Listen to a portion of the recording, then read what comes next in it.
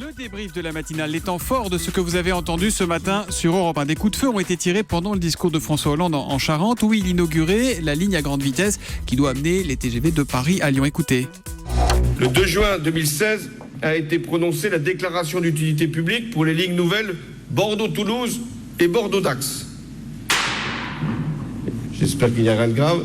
Voilà, alors c'était des coups de feu accidentels, mais pourquoi François Hollande n'a alors pas été exfiltré par ses services de sécurité? Écoutez les explications de Pierre de Cossette, c'était tout à l'heure à 7h.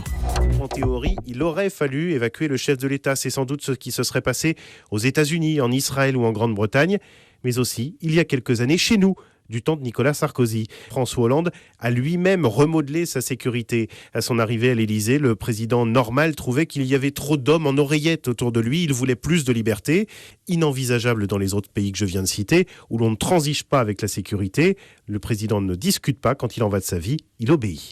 À 7h45, j'ai reçu Bernard Pasquito. Il a coécrit Les politiques aussi ont une mère M-E-R-E, une maman. Et il s'est intéressé donc aux mamans de nos politiques. On en apprend des choses intéressantes, et notamment sur François Fillon. Écoutez. C'est hallucinant, Fillon en rebelle, qui organise des grèves, des manifestations dans son collège, qui se fait virer, qui pique la voiture de son père, la voiture de sa mère alors qu'il n'a pas le permis, qui vide la cave de son père, qui est tout le temps en rouge à la banque.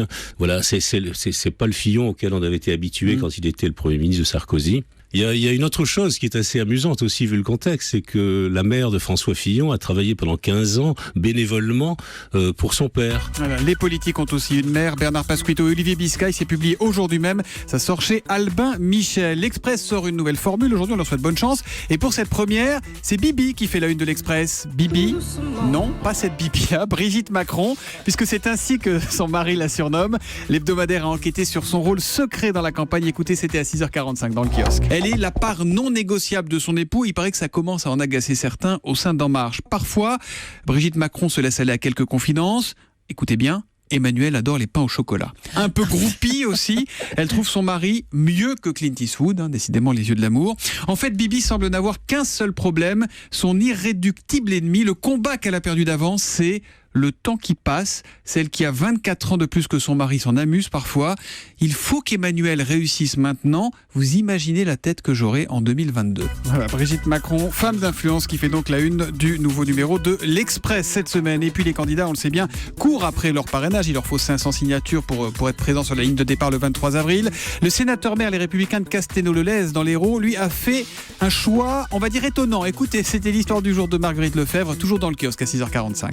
Il a décidé de soutenir officiellement Alain Juppé. Ah. Oui, c'est très sérieux. Il n'a plus de pile dans sa radio, il ne sait pas qu'il y a une primaire.